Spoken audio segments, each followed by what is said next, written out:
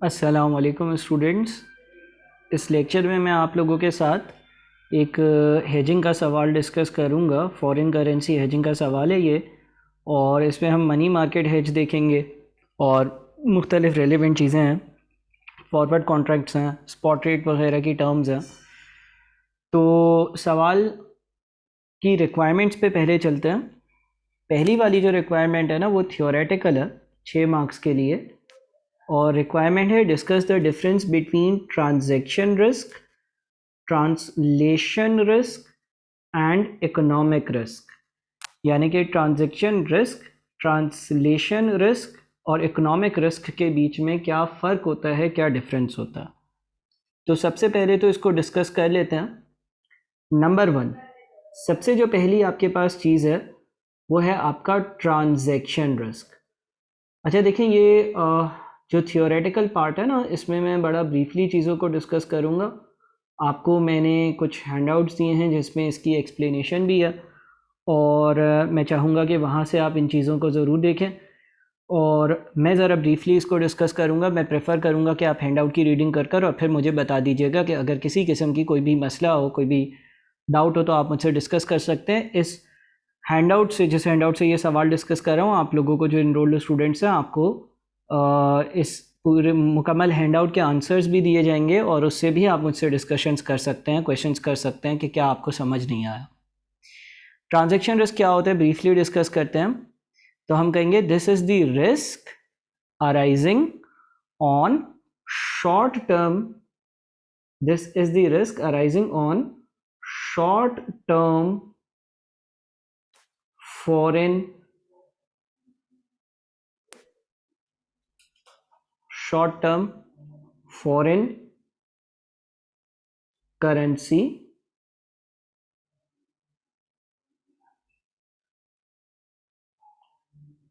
transaction। ठीक है, I repeat, this is the risk arising on short term foreign currency transactions. ये एक short term foreign currency risk होता है जो कि अराइज होता है फॉरेन करेंसी ट्रांजेक्शन्स की वजह से। और ये रिस्क क्या होता है, दैट द एक्चुअल इनकम और cost, that the actual income or cost may be different, may be different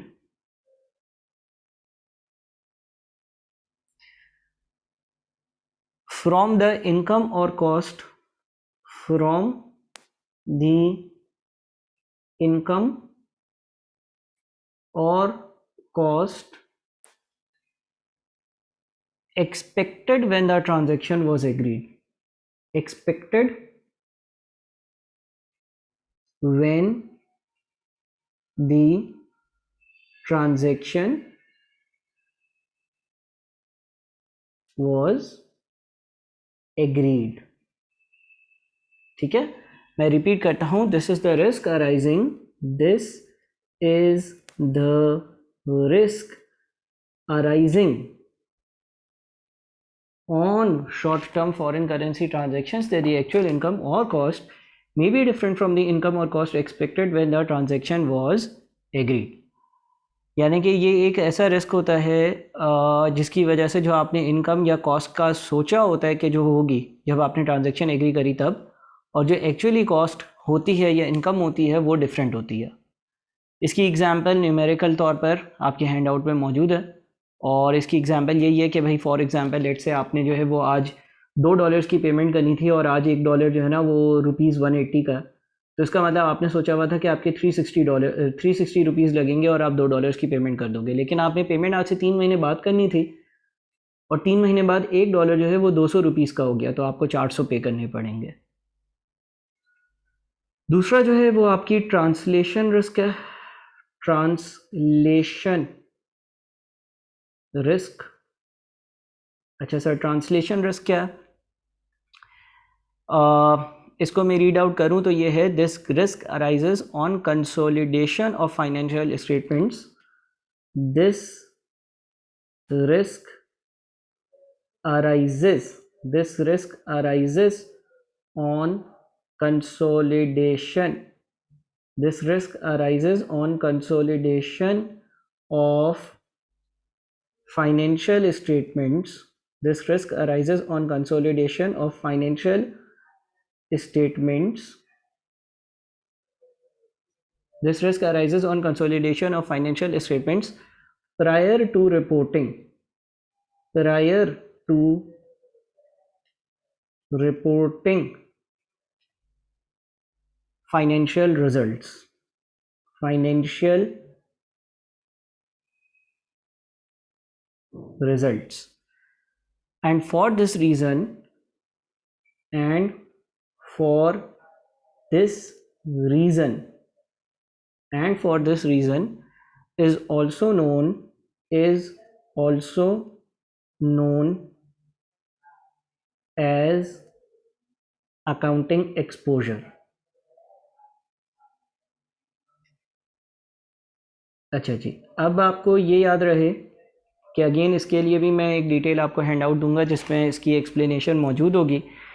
होता यह है कि कंसोलिडेटेड फाइनेंशियल स्टेटमेंट्स में डिफरेंट कंट्रीज़ में आपकी जो सब्सिडरीज होती हैं उनके रिकॉर्ड्स भी कंसोलिडेट किए जाते हैं, और एक्सचेंज रेट के डिफरेंट होने की वजह से जो वो कंसोलिडेटेड फाइनेंशियल स्टेटमेंट्स बनते हैं, उन कंसोलिडेटेड फाइनेंशियल स्टेटमेंट्स में एसेट्स की वैल्यू कम और लाइबिलिटीज़ की वैल्यू ज़्यादा हो सकती है, जिसकी वजह से जो फाइनेंशियल स्टेटमेंट्स को इंटरप्रेट करने वाले या इन्वेस्टर्स हैं उनका परसेप्शन ये हो सकता है कि कंपनी के एसेट्स कम और लाइबिलिटीज़ ज़्यादा हो रही हैं।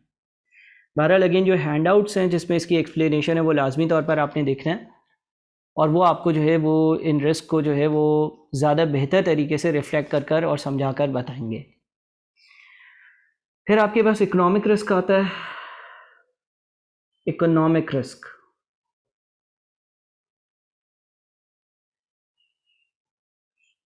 अच्छा जी, इकोनॉमिक रिस्क क्या है? ट्रांजैक्शन रिस्क इज, मैं लिखता हूं यहां पर, transaction risk is seen as the short term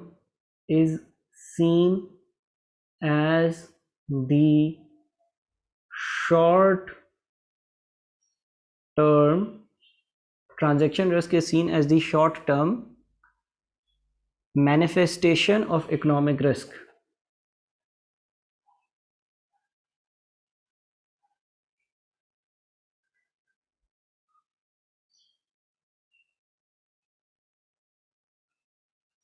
ठीक है, ट्रांजैक्शन रिस्क जो आपने पहले डिस्कस किया था is seen as the short term manifestation of economic risk, और आप ये लिख सकते हो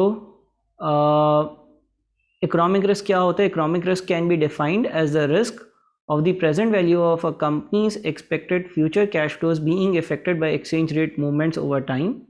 It is difficult to measure economic risk, although its effects can be described, and it is also difficult to hedge against it. देखिए, economic risk और transaction risk आपस में लिंक्ड हैं। अगेन मैं हैंड आउट दूंगा, उसमें आप इस चीज़ को देखेंगे। आप कह लें ट्रांजैक्शन रिस्क जो है ना एक पर्टिकुलर ट्रांजैक्शन पर होता है, और इकोनॉमिक रिस्क जो है ना वो इसी का एक लॉन्ग टर्म इम्पैक्ट है।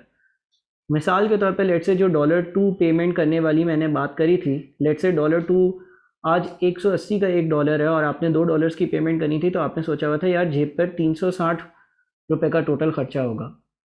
कुछ टाइम बाद $1 200 का हो गया, तो आपको एक्चुअली जब पेमेंट करनी थी तब आपको $2 जो है वो 400 रुपये के मिले, विच मीन्स के इस पर्टिकुलर ट्रांजैक्शन पर आपको एक तरह से 40 रुपये का लॉस हुआ, क्योंकि जो आपने सोचा था उससे 40 रुपये आपको ज़्यादा पे करने पड़े। अब अगर एक आधी ट्रांजैक्शन में ऐसा मसला होना, यानी कि डॉलर जो है वो महंगा हुआ और फिर वापस से सस्ता हो गया, तो फिर तो मसले की बात नहीं है।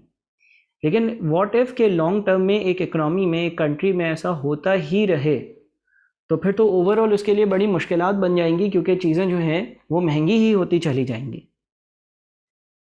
ठीक है, तो इसको अगेन आप हैंड आउट से रीड करके फिर मुझसे पूछ लीजिएगा अगर कोई क्वेरीज हो, मैंने ज़्यादा इसके बारे में कुछ लिखा नहीं है। बी में बोलता है explain how inflation rates can be use to forecast exchange rates. Inflation rates जो है ना उसे हम अपने एक्सचेंज रेट्स को कैसे फोरकास्ट कर सकते हैं। अब देखिए फोरकास्ट का मतलब ये नहीं है कि आपका फोरकास्ट जो है वो बिल्कुल सही हो। अच्छा, इन्फ्लेशन रेट्स को कैसे यूज़ करते हैं फोरकास्टिंग के लिए? तो इसके लिए मैं आपको यूँ कहूँगा कि मिसाल के तौर पे लेट से हम यूँ कह लेते हैं कि एक टी शर्ट है और वो $1 का है यूएस में, और पाकिस्तान में जो है ना वो यही वाला टी शर्ट जो है वो लेट से 180 रुपये का, और वाकई में $1 180 रुपये का ही मिलता है। ठीक है। अब कुछ टाइम बाद क्या हुआ, कुछ टाइम बाद ये हुआ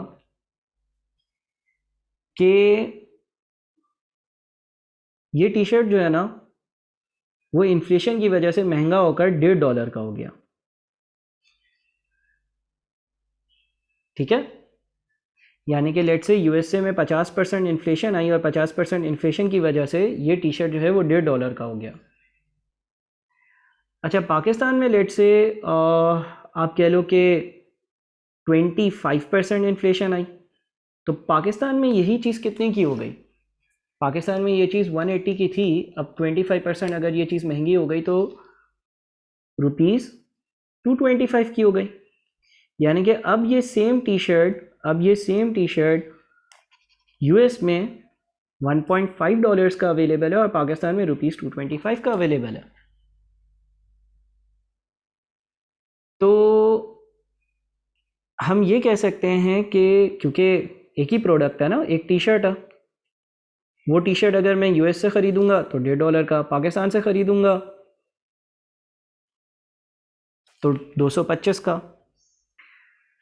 तो क्या मैं ये कह सकता हूँ कि $1.5 225 के बराबर है, क्योंकि एक टी शर्ट के बराबर है।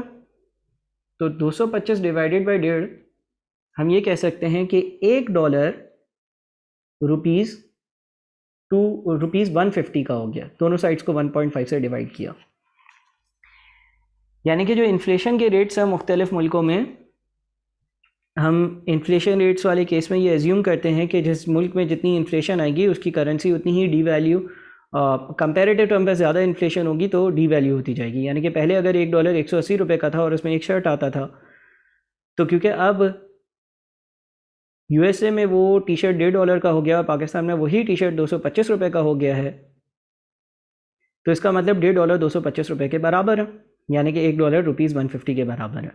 अच्छा, कुछ कोर्सेज़ में इन्फ्लेशन रेट से फोरकास्ट करना एक्सचेंज रेट्स को, ये सिलेबस में नहीं है और कुछ सिलेबस में है, तो आप देख लीजिएगा अपने, आप मुझसे कंसल्ट कर लीजिएगा कि आपका कौन सा कोर्स है, उस हिसाब से आप जो है वो इसको देख सकते हैं। अगेन इस पर भी एक सेपरेट वीडियो है और क्योंकि ये अगेन एक थ्योरेटिकल पार्ट है तो मैं इसकी डिटेल में नहीं जाऊँगा। मेरा इस वीडियो का जो कोर टारगेट है वो मेरे ख़्याल में अब शुरू हो रहा, और वो है हमारा पार्ट सी और पार्ट डी, क्योंकि ये दोनों कंप्यूटेशनल है। तो पहले पार्ट सी देखते हैं। पार्ट सी में लिखता है calculate the expected sterling receipts in 1 month and in 3 months using the forward market, 3 marks, यानी कि फॉरवर्ड मार्केट का सवाल है। अच्छा, आप सवाल अगर रीड करते हैं तो बोलता है कि Nedwin company is a UK based company. UK based company का मतलब ये हो गया कि उसकी जो लोकल करेंसी है वो यूरो या पाउंड्स होगी। पाउंड्स दिए हुए हैं यहाँ पर, तो पाउंड्स है। Which is the following expected transactions 1 month expected receipt $240,000, यानी कि 1 महीने बाद $240,000 रिसीव होंगे। 1 मंथ एक्सपेक्टेड पेमेंट $140,000, 1 महीने बाद $140,000 पे करने होंगे। 3 मंथ्स एक्सपेक्टेड रिसिप्ट $300,000, 3 महीने बाद $300,000 रिसीव होंगे। The finance manager has collected the following information, finance manager के पास कुछ इन्फॉर्मेशन है। सबसे पहले स्पॉट रेट के बारे में लिखा हुआ है डॉलर पर पाउंड 1.7820 प्लस माइनस 0.0002। सर इसको कैसे इंटरप्रेट करेंगे? देखें, अगर आपके पास इस तरह से कभी भी एक्सचेंज रेट मेंशन्ड हो तो आप क्या करना कि एक बार 1.7820 में 0.0002 को ऐड करना, तो बन जाता है 1.7822। अच्छा, डॉलर पर पाउंड यानी कि एक पाउंड के अगेंस्ट कितने डॉलर्स। तो 1.7820 में अगर मैं 0.0002 को ऐड करता हूँ तो ये बन जाता है डॉलर 1.7822 पर पाउंड। और एक बार आप क्या करोगे, 1.7820 में से 0.0002 को माइनस करना, तो बच जाता है 1.7818 डॉलर 1.7818 पर पाउंड। ये दो रेट्स आ जाते हैं। एक बार आपने 0.0002 को ऐड करना है, एक बार आपने 0.002 को माइनस करना। ठीक है जी। अच्छा सर, अभी भी इसका मतलब क्या होगा। देखिए, हमेशा आपने क्या याद रखना है, आपने हमेशा ये याद रखना है कि डीलर हमेशा अपना फायदा देखेगा। डीलर हमेशा अपना फायदा देखेगा। तो अगर आपके पास ये दो रेट्स आ रहे हैं ना, अगर आप डीलर को बोलोगे कि यार मेरे पास एक पाउंड है, उसके बदले तुम मुझे कितने डॉलर्स दोगे, तो क्योंकि डीलर हमेशा अपना फायदा देखेगा, मैं वापस से अपनी बात को रिपीट करूंगा, डीलर हमेशा अपना फायदा देखेगा, तो वो आपको बोलेगा कि अगर आप मुझे एक पाउंड दे रहे हो तो मैं आपको डॉलर 1.7818 डॉलर्स दूंगा। कम दूंगा, कम, ज़्यादा नहीं दूंगा, मैं कम दूंगा। अगर आप मुझे एक पाउंड दोगे तो मैं आपको 1.7818 डॉलर्स दूंगा, कम वाले पाउंड्स। लेकिन अगर मैं उसके पास जाऊंगा और उसको बोलूंगा कि मुझे एक पाउंड चाहिए, तो तुम कितने डॉलर्स लोगे मुझसे, तो वो बोलेगा ज़्यादा, यानी कि डॉलर 1.7822 डॉलर्स दो और एक पाउंड ले जाओ। हमेशा डीलर अपना फ़ायदा सोचेगा, ये याद रखना है आपने। इसी तरह से 1 मंथ फॉरवर्ड डेट दिए हुए हैं। फॉरवर्ड क्या होता है, फ्यूचर क्या होता है, स्पॉट क्या होता है, ये वो टर्म्स है जो हमने बेसिक लेक्चर में पहले ही डिस्कस करी हुई हैं। तो मैं इन टर्म्स को दोबारा से डिस्कस नहीं करूँगा, मैं सिर्फ और सिर्फ इन अमाउंट्स को देख लेता हूँ। 1.7829 में से एक बार 0.0003 को माइनस किया तो 1.7826 बचता है। 1 मंथ फॉरवर्ड की बात कर रहा हूँ मैं एक काम करता हूँ, थोड़ा सा एक काम करना पड़ेगा हमें, और काम ये करना पड़ेगा कि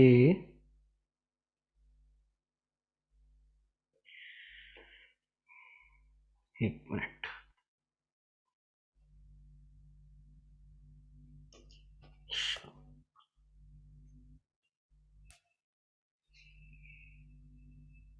अच्छा इससे तो ये चीज़ ठीक है, चलो चलो बहरहाल खैर यहीं पे कर लेते हैं, कोई मसला नहीं है।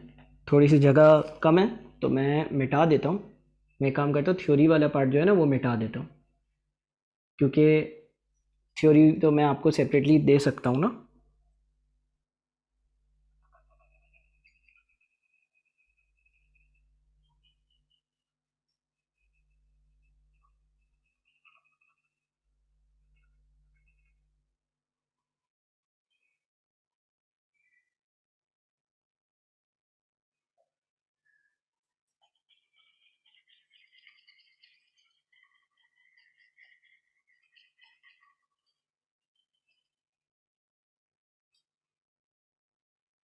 ठीक है जनाब।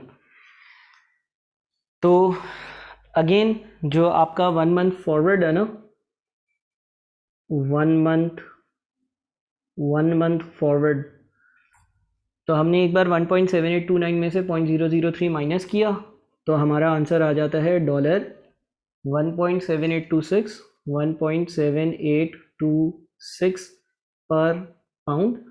और एक बार अगर हम ऐड करते हैं 1.7829 में हमने ऐड किया 0.0003, तो बन जाता है डॉलर 1.7832 डॉलर 1.7832 पर पाउंड। अच्छा, 3 मंथ्स वाला रेट, 3 मंथ वाला रेट क्या, 3 मंथ वाले रेट में भी अगेन 1.7846 प्लस 0.0004, 1.7846 प्लस 0.0004, तो ये बन जाता है 1.785 डॉलर, 1.785 पर पाउंड। और एक बार 1.7846 में से 0.0004 को माइनस किया तो 1.7842 डॉलर, 1.7842 पर पाउंड। ठीक है।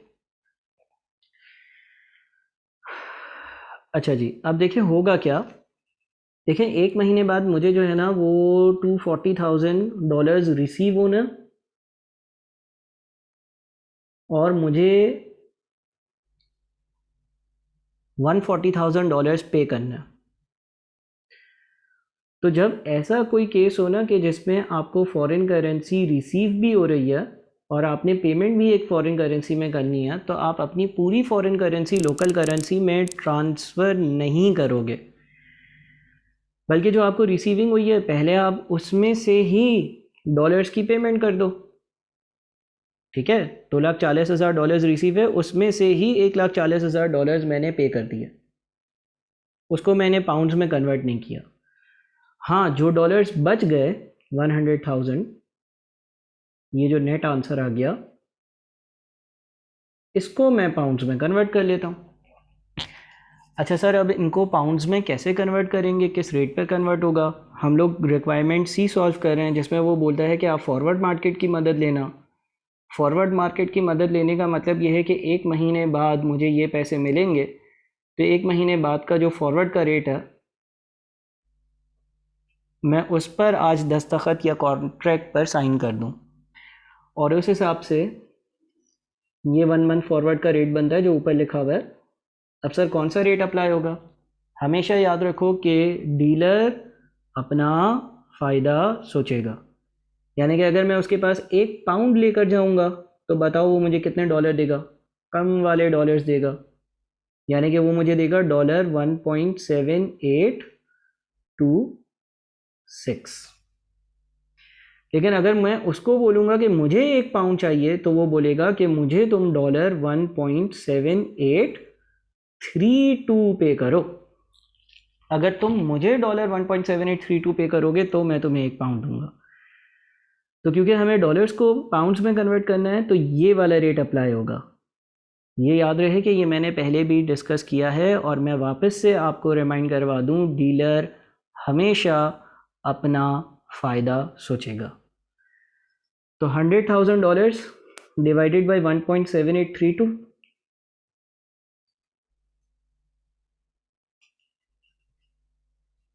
ये बन जाता है आपका 56079, 56079 पाउंड्स। ठीक है जी। तो ये हमारा 1 मंथ वाली बात की कहानी हो गई। अच्छा, इसके अलावा क्या होना है? तीसरे महीने मुझे $300,000 रिसीव होना है। तो अगेन जब मुझे 3 महीने बाद $300,000 रिसीव होंगे और मैं अगर फॉरवर्ड कॉन्ट्रैक्ट इस्तेमाल करता हूँ, तो बताओ कि कौन सा रेट किस चीज़ का है? अगर मैं अपने डीलर को 1 पाउंड दूंगा तो वो मुझे कितने डॉलर देगा?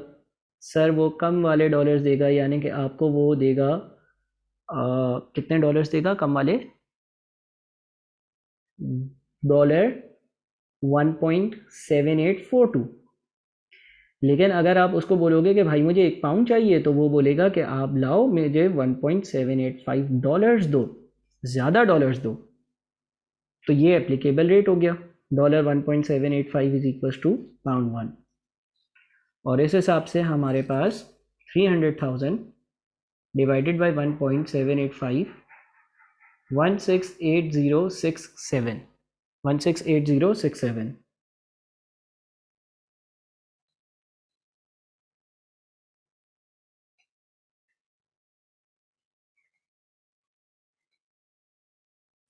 168067। ठीक है जनाब। तो ये हमारा पार्ट सी सॉल्व हो गया। मैं चाहूँगा कि कोई भी कन्फ्यूजन हो, आप अगर इनरोल्ड स्टूडेंट हो तो इनरोल्ड स्टूडेंट्स का जो व्हाट्सएप ग्रुप है उस पर काइंडली आप लोग मुझसे ज़रूर डिस्कस करें। और मुझसे अपनी क्वेरी जो है वो रिजॉल्व करवाएं, ठीक है। और होपफुली ये क्वेश्चन का जब आप आंसर देख रहे हो तो आपने बेसिक जो लेक्चर है वो देखा हुआ है, और साथ साथ कॉपी करते जाइएगा, और जब ये लेक्चर ख़त्म हो तो दोबारा से इसको ज़रूर देखे बगैर सॉल्व करने की कोशिश भी कीजिएगा, फिर वापस आप कंपेयर कर लीजिएगा। एक बार आप देख कर करें और फिर आप देखे बगैर करें। चलें जी, पार्ट सी हो गया। पार्ट डी पर चलते हैं। पार्ट डी कहता है calculate the expected sterling receipt in 3 months, 3 महीने वाले जो ट्रांजैक्शन थी उसके बारे में, using a money market hedge use करते हुए, and recommend whether a forward market hedge और a money market hedge should be used. Money market hedge की भी अगेन आपको एक अंडरस्टैंडिंग होनी चाहिए। मनी मार्केट हेज में हम क्या करते हैं, हम इंटरेस्ट रेट पर डिपॉजिट और बोरो कर कर अपनी हेजिंग करते हैं, मनी मार्केट हेज। अच्छा, होना क्या है, आज है टुडे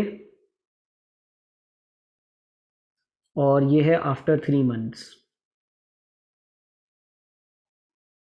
और आज से 3 महीने बाद क्या होना, आज से 3 महीने बाद आपको जो है वो $300,000 मिलने हैं, रिसीव होना। रिसीविंग वाला केस है जिसमें आपको पैसे रिसीव होना। मनी मार्केट हेज में आप क्या करते हो, अगर रिसीविंग वाला केस होता है तो आप आज कुछ डॉलर्स बोरो कर लेते हो। क्यों बोरो कर लेते हैं, ताकि हम उसको आज ही कन्वर्ट करवा दें। बोरो कितने करते हैं, हम इतने बोरो करते हैं कि 3 महीने बाद इंटरेस्ट और जो बोरोड अमाउंट है वो मिलाकर 300,000 हो जाए, जिससे मैं पेमेंट कर दूं। तो हम ऊपर आते हैं, डॉलर का बोरिंग रेट क्या है, ये बोरिंग रेट्स दिए हुए, और 1 ईयर डॉलर इंटरेस्ट रेट जो है ना वो 5.4% दिया हुआ है। लिहाजा आपने कितने अमाउंट बोरो किया होगा, 300,000 डिवाइडेड बाई 1 प्लस 5.4%। ये पूरे साल का है, पूरे साल का है, लेकिन 3 महीने की बात हो रही है तो इसको 3/12 से मल्टीप्लाई कर देते हैं। तो 5.4% into 3/12 plus 1, 300,000 divided by answer, ये बनता है $2960, 296,003 डॉलर, 296,003। 0.9 आ रहा है तो चलो उसको 4 कर देते हैं। सर इसका क्या मतलब है, इसका ये मतलब है कि आपने आज $296,004 बोरो करें। सर हम वापस कब करेंगे ये डॉलर्स, बोरो क्यों करें, बोरो इसलिए आज कर लिए कि आज ही हम जो है आज के एक्सचेंज रेट पर इसको अपनी लोकल करेंसी में कन्वर्ट करवा लें।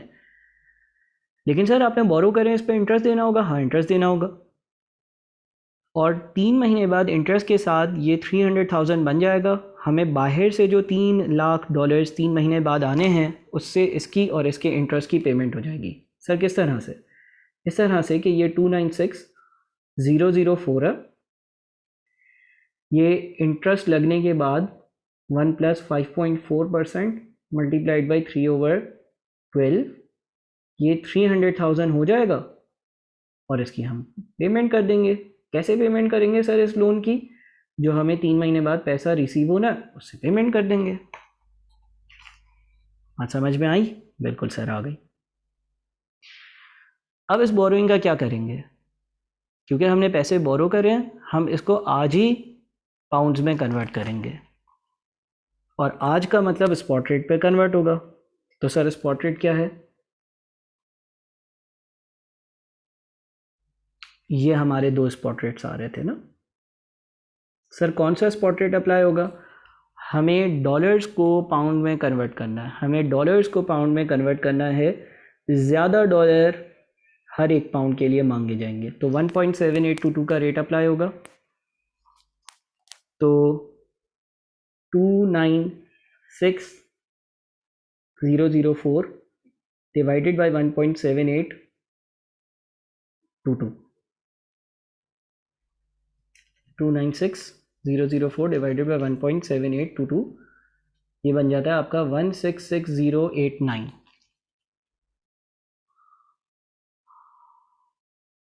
ठीक कह रहा हूँ? 166,089 पाउंड्स। तो इससे फ़ायदा क्या हुआ? 3 महीने बाद मुझे डॉलर्स मिलने थे और 3 महीने बाद मैं कन्वर्जन करवा सकता उसकी पाउंड्स में। मैंने आज ही कन्वर्जन करवा ली। ओरिजिनली क्या होना था कि मुझे यहाँ जाकर पाउंड्स मिलते, लेकिन मैंने डॉलर्स बोरो करे, इतने बोरो करे कि इंटरेस्ट के साथ 300,000 हो जाए। 3 महीने बाद उसको दे दूंगा, जहाँ से रिसीव होने वहाँ से लेकर बैंक को दे दूंगा। आज मैंने उसको पाउंड्स में कन्वर्ट करा। जब मैंने उसको आज पाउंड्स में कन्वर्ट कर दिया तो मेरे पास आज पाउंड्स आ गए। ओरिजिनली मुझे 3 महीने बाद पाउंड्स मिलते जब मैं उस वक्त के स्पॉट पर इसको कन्वर्ट करवाता। अब एक और काम हो सकता है कि ये जो 166,089 पाउंड्स मेरे पास आज आ गए ना, ये मैं 3 महीने के लिए डिपॉजिट करवा दूं। यानी कि पहले हमने क्या किया? नंबर 1, हमने बोरो फॉरेन करेंसी किया। दूसरा स्टेप हमने क्या किया? कन्वर्ट इनटू पाउंड्स किया। तीसरा स्टेप हम क्या कर रहे हैं? तीसरा स्टेप हम कह रहे हैं डिपॉजिट लोकल करेंसी, ताकि हम उस पर रिटर्न कमा सके 3 महीना। तो डिपॉजिट का जो रेट है स्टेलिंग्स का, पाउंड्स का, और वो है 4.6% साल का। तो 160,000,160,089 multiplied by 1 plus 4.6% multiplied by 3/12, इसलिए क्योंकि वो साल का रेट है और हमने 3 महीने के लिए करना। तो जनाब ये बन जाता है आपका 167,999 डॉलर। सॉरी, डॉलर्स बनेंगे, पाउंड्स बनेंगे? पाउंड्स बनेंगे ना। पाउंड्स 167,999। ठीक है? यानी कि इफेक्टिवली आप ये कह सकते हो कि 3 महीने बाद मुझे 167,999 पाउंड्स मिल रहे हैं इस हिसाब से। अच्छा, उसने क्या कहा था आपको पार्ट डी में उसने बोला था कि मनी मार्केट हेज 3 मंथ वाली ट्रांजैक्शन पर अप्लाई करना and recommend whether a forward market hedge और a money market hedge should be used. और ये रिकमेंड करना कि हम फॉरवर्ड मार्केट हेज यूज़ करें या मनी मार्केट हेज यूज़ करें। जो हमारा मनी मार्केट हेज है उससे हमें इतने पाउंड्स मिल रहे हैं 3 महीने के बाद, और जो हमारा फॉरवर्ड की 167,999 है, फॉरवर्ड का जो रिज़ल्ट आ रहा था वो आ रहा था ये वाला ना, 168,067। तो क्या रिकमेंड करोगे? ज़्यादा वाला है ना। कंपनी में तो आप फाइनेंशियली ये देखते हो कि ज़्यादा बेहतर क्या है, और आपके हिसाब से ज़्यादा बेहतर क्या है? सर हमारे हिसाब से जो ज़्यादा बेहतर है वो 168,067 है, तो फॉरवर्ड मार्केट आंसर होगा। फाइनली पार्ट ई भी देख लेते हैं क्या है। Discuss how sterling currency future contracts could be used to hedge the 3 months dollar receipt against. ये थ्योरेटिकल पार्ट है 5 मार्क्स का। इसमें आपको फ्यूचर्स जो हैं उसके कैरेक्टरिस्टिक्स वगैरह लिखने हैं। अगेन ये बातें क्लास में डिस्कस हुई हैं। थ्योरी का हैंड आउट जो दूंगा, इसका आंसर जो दूंगा, उससे आप इसको रीड करेंगे। फ्यूचर की कुछ बातें जो हैं वो फॉरवर्ड से जो अलग हैं वो क्या होती हैं? वो ये होती हैं कि ये एक्सचेंज ट्रेडेड होता है, डिस्कस किया हमने क्लास में। हैंड आउट का आंसर दूंगा, उस पर भी आप देख सकते हो। एक्सचेंज ट्रेडेड के अलावा क्या था? स्टैंडर्डाइज्ड होता, यानी कि वो जो लॉट्स में मिलता है 100-100 डॉलर का होगा या 1-1 लाख डॉलर्स का होगा। उसके बाद इनकी 3 महीने की साइकिल होती है और मार्च, जून, सितंबर, दिसंबर में ये क्लोज़ आउट होता। तो इस तरह की कुछ बातें, लेकिन इसकी थ्योरी लाजमी आप रीड करिएगा और 2-4 बार रीड करिएगा ताकि आपको कुछ अंडरस्टैंडिंग डेवलप हो। अब मैं ये चाहूँगा कि इस सवाल को काइंडली आप अच्छे से बहुत ही ज़्यादा अच्छे से काइंडली इसको ज़रूर लाजमी तौर पर समझ कर, देख कर सॉल्व करें और फिर देखे बगैर भी सॉल्व करें। Thank you.